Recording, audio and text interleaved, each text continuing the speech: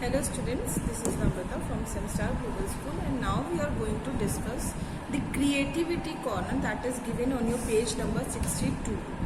Why it is important to solve this creativity corner, because these are the skills by which you can, these are the skills that by which you can enhance your creativity. And it is very important to be creative, because just by your creativity you can explore yourself and you can get more opportunities, so that you can understand the thing you have to do.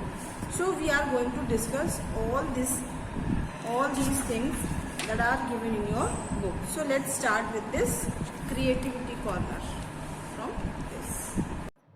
As in this picture, you can see there are two humans who are polluting the water body. They are sitting on a boat like structure and they are throwing their wastage into the water body. So, this could be one reason why we are polluting the water body. So, you can make this poster or you can paste a picture like this in your scrapbook. You can make it or you can paste it. There are different pictures I'm going to show you, by which you can create your own poster. And we should take care that we are not polluting the water bodies. That is why we are doing this activity.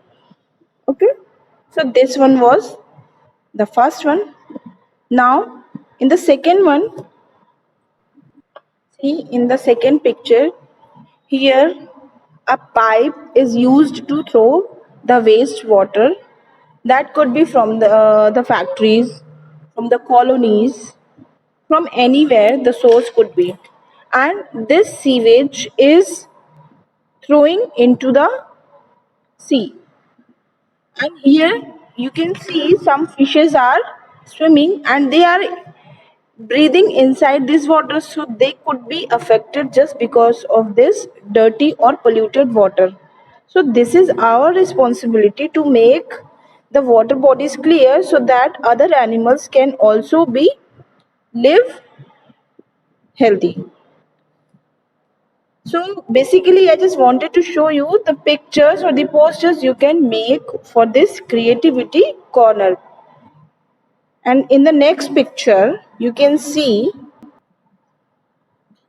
again a sewage water is throwing into the sea.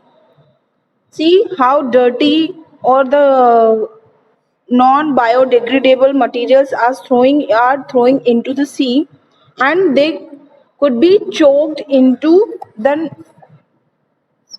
neck or the food pipe or the respiratory tract, the organisms who are living inside this water body, and they can be affected by this. So these are the posters you have to draw, or you can search it from the net or as well, to enhance your this activity. And thereafter, after your examinations, you have to show or send the pictures of your scrapbook into the group. Now we will discuss how can I make a difference.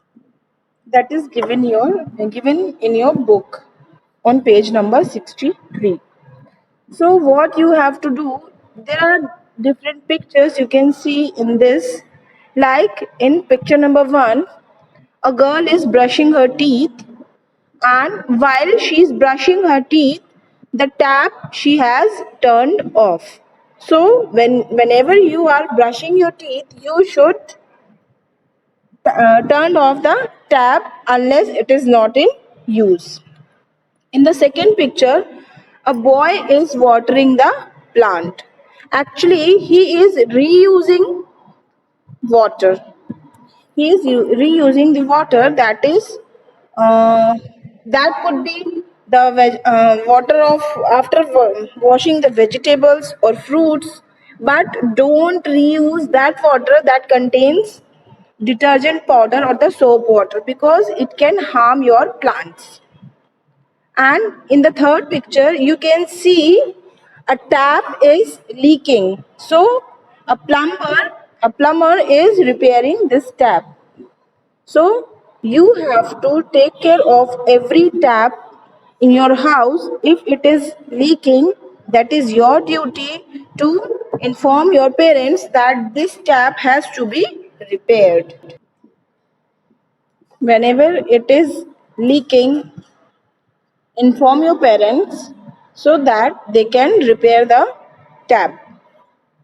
And by these ways you can save water, and with your little step you can make a difference, and you can encourage others to save water, because water is precious and we should do our best to save as much of it as possible. And these are some ways by which we can save water. Okay, so now you will turn off all the taps or the taps while brushing and use water in buckets to bathe. Avoid using the shower for bathing. Water used to wash vegetables and fruits, you can use or reused to watering your plants. So this is another way to save water and reuse the water. And in the third one, as I said, if there any leakage in your tap or pipe, it has to be repaired as early as possible. Now, what you have to do, there are two lines given in your book that find out at least two more ways to save water. So you have to write at least two lines to save water. How can you save water in your way? Okay, now we are going to discuss our self assessment or the multiple choice questions given in your book. Okay, so I hope you all understand this water saving formula here. So in the first question you can see the questions. Basically in these questions we have to mark the right one, and after that there is an OMR sheet in which you have to encircle with the pencil to the right option. So let's begin with the question number 1. The absorption of rainwater into the ground to increase groundwater concentration is called. Yes, absolutely. We have discussed in the previous video, na, in the water cycle. That is called infiltration. So, take the option number B. Second one, ponds and dash are water bodies which are found on land. So, options are oceans, seas, lakes, and glaciers. So, what would be the right answer? That would be option number C, that is lakes. Question number 3. The storage tanks are large dash of water which fill up during the rainy seasons. So options are reservoirs, ponds, lakes and rivers. So option number A will be your right answer. That is reservoirs. Storage tanks are large reservoirs of water which fill up during the rainy season. Okay. Now go to the next page. Question number 4. Okay. Question number 4 is when the ice or snow melts due to a rise in temperature, it turns into what?